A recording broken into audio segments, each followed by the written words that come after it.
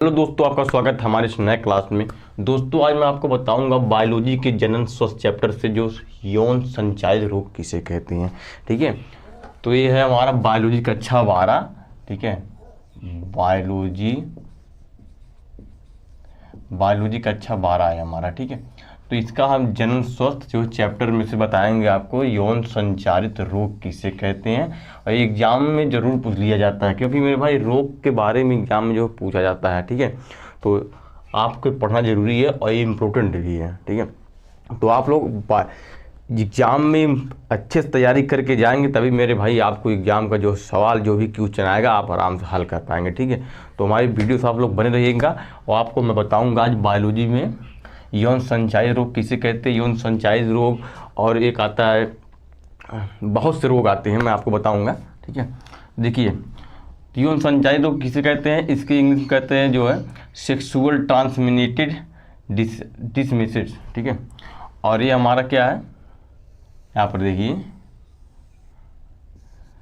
ठीक है, अब यहाँ देखिए वे रोग जो मैथुन द्वारा एक व्यक्ति से दूसरे व्यक्ति में संचारित होते हैं यौन संचारित रोग एसटीडी कहलाते हैं। ठीक है, जिसे शॉर्ट की में हम जो है एसटीडी कहते हैं। ठीक है, संचारित रोग को हम शॉर्ट की में एसटीडी कहते हैं।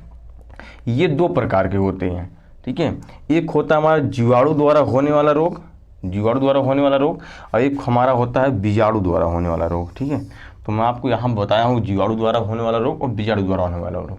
ठीक है, पहले हमारे यहाँ पर देख लीजिए ये क्या है, ये हमारा है जीवाणु द्वारा होने वाला रोग, जो जीवाणुओं द्वारा होता है। ठीक है, तो रोग का नाम और कारक, जीवाणु और लक्षण, इसमें सभी चीज़ें दिया गया है, इसको आपको सिर्फ समझना है। ठीक है, तो आपको एग्जाम में पूछता है कि जीवाणु द्वारा होने वाले दो रोगों को नाम बताइए, तो आप अगर पढ़ेंगे तभी आप लिख पाएंगे। ठीक है, उसमें पूछ लेता है एग्जाम में 2 नंबर 3 नंबर पूछता है कि जीवाणु द्वारा होने वाले दो रोग का नाम लिखाइए, या आपसे पूछ लेगा बीजाणु द्वारा होने वाले दो रोग का नाम बताइए। ठीक है, तो आप अगर याद रहेंगे पढ़े रहेंगे तभी आप लिख पाएंगे मेरे भाई। ठीक है, तो मैं कहूँगा एग्जाम में अच्छे से तैयारी करके जाएंगे तभी आप 95+ ला पाएंगे। ठीक है, तो देखिए क्या हमारा जीवाणु द्वारा होने वाला रोग जिसे हम एसटीडी कहते हैं। एसटीडी का मतलब ये हमारा शॉर्ट की नाम है। ठीक है, देखिए रोग का नाम क्या है, सूजक, जिसे हम सूजक एक रोग होता है। इसका कारक क्या है, नाइसेरिया मोगेनिया।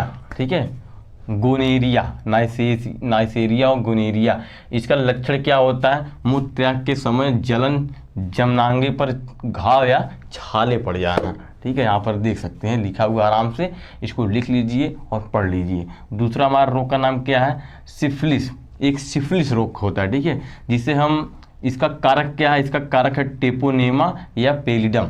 ठीक है, और इसका लक्षण क्या है, इसका लक्षण है जमनांगी पर घाव या छाले पड़ जाना, और इसका लक्षण क्या, मूत्र त्याग के समय जलन होना। ठीक है, तो ये हमारा हो गया सूजक रोग और ये हमारा हो गया सिफिलिस रोग। ठीक है, तो ये रोग कौन सा है, जीवाणु द्वारा होने वाला रोग। ठीक है, और ये हमारे क्या है, बीजाणु द्वारा होने वाला रोग। यहाँ पर हम देखिए लिखे हैं बीजाणु द्वारा होने वाले रोग। तो आपको एग्जाम में पूछ लेगा कि जीवाणु द्वारा होने वाले दो रोग का नाम बताइए, या पूछ लेगा बीजाणु द्वारा होने वाले दो रोग का नाम बताइए। ठीक है, तो हमारा बीजाणु द्वारा होने वाला रोग क्या नाम है, रोग का नाम यहाँ पर लिखा हुआ है। ठीक है, ये हमारा कारक है और ये हमारा क्या है, लक्षण है। तो मेरे भाई यहाँ पर प्यारा सा प्यारा आपको लिखा हुआ है, बस आपको समझना है और आपको याद करना है। अगर आप याद करेंगे तभी भाई आपको 2 नंबर 3 नंबर में पूछता है, और एग्जाम में अगर 2 नंबर 3 नंबर अगर आपको मिल गया ना तो बहुत महत्वपूर्ण समझिए, क्योंकि 1 नंबर ही परसेंट में जुड़ता है मेरे भाई। 5 नंबर मिलने के बाद तब आपका 1% बनता है। ठीक है, यहाँ पर देखिए ये हमारा क्या है, बीजाणु द्वारा होने वाले रोग। ठीक है, तो बीजाणु द्वारा होने वाले रोग का क्या नाम है, जैसे एड्स हो गया, आप एड्स नाम सुने होंगे। ठीक है, अगर आप 11th में अच्छे से पढ़ाई किए होंगे तो एड्स का नाम सुने होंगे। ठीक है, जिसका कारक है HIV। ठीक है, और इसका लक्षण क्या हो, निरंतर ज्वर, मांसपेशियों में दर्द होना। ठीक है, और एक हमारा है दूसरा नंबर टेपेटाइटिस, एक होता है टेपेटाइटिस वायरस जिसे HBV कहते हैं। ठीक है, HBV कहते हैं, ये हमारा एक वायरस होता है। ठीक है, जिसे हम हिंदी में कहते हैं टेपेटाइटिस, और इसका शॉर्ट की नाम है HBV। तो ये हमारा एक वायरस होता है, और इसका लक्षण क्या है, यह ज्वर, पेट दर्द, चिमचना, सिरोलिस जो होता है एक उससे जलन होता है, ठीक है। तो ज्वर पेट दर्द चिमसना होता है आपके शरीर में हुआ होगा तो आपको मालूम होगा। तो वो सब जब होता है तो आप समझ सकते हैं कि हमारा जो है कौन सा रोग पकड़ा है, हेपेटाइटिस रोग पकड़ा है, ठीक है। और तीसरा हमारा क्या है, जेनिटल हार्पिट। जेनिटल हार्पिट रोग किसे कहते हैं, देखिए जेनिटल हार्पिट रोग टाइप 2 वायरस होता है, ठीक है। ये हमारा टाइप 2 वायरस, टाइप 2 वायरस मतलब एक हमारा इसका नाम और है जिसे हम कहते हैं सिंप्लेक्स वायरस, ठीक है। तो इसका दो नाम है, एक टाइप 2 वायरस, एक होता है सिंप्लेक्स वायरस, ठीक है। ये हमारा क्या है, कारक है। और रोग का नाम क्या है हमारा, जेनिटल हार्पिट, ठीक है। और जेनिटल हार्पिट रोग है और ये हमारा है कारक जिसे हम कहते हैं सिंप्लेक्स वायरस। और इसका लक्षण क्या होता है, लक्षण मैं आपको यहाँ पर बताता हूँ। देखिए यहाँ पर लक्षण है हमारा यहाँ पर, ठीक है। ये क्या होता है, जननांग पर छाले पड़ना, दर्द होना, मूत्रत्याग में पीड़ा होना, ठीक है। तो आप लोग आसानी से समझ सकते हैं कि हमारे शरीर में कौन सा रोग हुआ है। अगर आपको लक्षण पता चल गया तो आप रोग का नाम अगर याद करेंगे तो आपको खुद पता चल जाएगा कि मेरे शरीर में अंदर से कौन सा रोग है। तो आपको कभी कभी हुआ होगा, आप यहाँ देख सकते हैं, जननांग पर छाले पड़ना, दर्द होना, मूत्र त्याग के पीड़ा होना, ठीक है। तो आपको कभी हुआ होगा तो आपको मालूम होगा, ठीक है। तो वो रोग होता है हमारा जेनिटल हार्पिट रोग उसे कहते हैं, ठीक है। और एक हमारा होता है जेनिटल वार्ट, ठीक है। ये हमारा जेनिटल हार्पिट, ये हमारा जेनिटल वार्ट रोग, ठीक है। जेनिटल हार्ट रोग किसे कहते हैं, ह्यूमन डेपिलोमा वायरस, ठीक है, ह्यूमन डेपिलोमा वायरस। इससे क्या होता है, इसका लक्षण आपको दिखाऊं तो इसका जो है स्त्रियों के जननांग व पुरुषों को शीशन पर यहाँ पर देखिए मरसे बन जाना, मरसे मतलब एक घाव सा टाइप, ठीक है। तो स्त्रियों के जननांग व पुरुषों को शीशन पर मरसे बन जाना, उसे हम क्या कहते हैं, ह्यूमन्स डिप्लोमा वायरस, ठीक है। इसका कारक ही है और इसका नाम क्या है, जेनिटल वार्ट, ठीक है। तो ये रहा मेरा रोग का नाम और कारक, जीवाणु, लक्षण, ठीक है।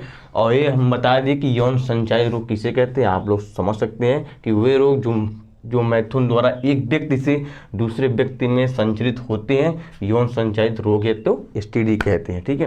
तो आपसे ये पूछ सकता है कि यौन संचारित रोग की परिभाषा बताइए। ये आपसे पूछ लेगा कि यौन संचारित रोग किसे कहते हैं। क्वेश्चन किसी भी टाइप में आ सकता है, ठीक है। क्वेश्चन को आपको देखकर भड़कना नहीं है मेरे भाई। आपको एक बात बताऊं, जब आप 12th पास करने के बाद जब आप BA BSc कोई भी डिग्री करेंगे ना, तो उसमें आपको प्रश्न के सटीक जवाब नहीं दिया जाता है, ठीक है। जैसे आपका प्रश्न रहेगा उसी की तरह सटीक जवाब उसमें नहीं दिया जाता, बिल्कुल नहीं दिया जाता। आप समझ लीजिए, अगर एक बार अच्छे समझ गए तो आप अपने भाषा में उसे जो है बता सकते हैं, लिख सकते हैं, ठीक है।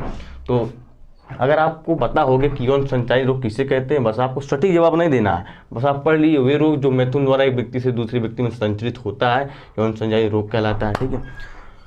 तो आप अगर आपसे पूछ लिया इसका लक्षण क्या है, लक्षण आप बता सकते हैं, रोग का नाम बता सकते हैं, ठीक है, कारक बता सकते हैं। तो यहाँ पर देख लीजिए, ये 2 प्रकार का होता है। यौन संचारित रोग हमारा 2 प्रकार का होता है, एक होता है जीवाणु रोग, एक होता है बीजाणु रोग। यहाँ पर आपको मैं बता दिया इसका रोग का नाम, जीवाणु, लक्षण, ठीक है। तो मैं सब इस वीडियो में बता दिया और जरूर आएगा मेरे भाई। इसमें से आपको कुछ भी पूछ सकता है, या तो आपको यौन संचारित रोग का नाम पूछ सकता है, ठीक है, या तो आपसे ये पूछ सकता है। तो आप अगर एक बार पढ़ लेंगे तो आपको अच्छे समझ में आएगा, 2-3 नंबर आ सकता है, ठीक है। तो ये वीडियो अगर आपको अच्छी लगी हो तो लाइक करना, और चैनल पर अगर नए हैं तो कमेंट करना, ठीक है, और सब्सक्राइब जरूर करना, ठीक है। तो ऐसे वीडियो आपको लाता रहूँगा, इंपॉर्टेंट वीडियो लाता रहूँगा मेरे भाई। बायोलॉजी में 3 नंबर 4 नंबर का क्वेश्चन जरूर आता है, और इससे बहुत ज़्यादा बढ़कर आता है 5 नंबर का आता है, ठीक है। और बाकी जितना क्वेश्चन रहता है 2 नंबर 3 नंबर का आता है, और ज़्यादा नंबर का एक क्वेश्चन नहीं आता। जैसे फिजिक्स में आ जाता है 5 नंबर 10 नंबर तो नहीं आता, 7 नंबर का आता है, 7 नंबर 6 नंबर, ठीक है। तो बायोलॉजी में ज़्यादातर क्वेश्चन जो रहते हैं उसमें 3 नंबर 4 नंबर इसी तरह पूछता है। तो आप लोग सही कहेंगे, अच्छे से पढ़िए, तैयारी बढ़िया से करिए, और सब कुछ भुला कर अपने 5 महीने 6 महीने जो भी टाइम बचा है 2024 बोर्ड परीक्षा, उस पर फोकस लगाइए अच्छे से, और तैयारी बढ़िया से करिए, ताकि बोर्ड एग्जाम में बैठने के बाद लगे हाँ यार मैं तैयारी करके आया हूँ, ठीक है। ताकि पेपर हाथ में लेने के बाद खुश हो जाए दिल, ठीक है। तो इस तरह तैयारी करिए। तो फिर मिलते हैं अगले वीडियो में, तब तक के लिए धन्यवाद। और चैनल पर आप नए हैं सब्सक्राइब जरूर करना।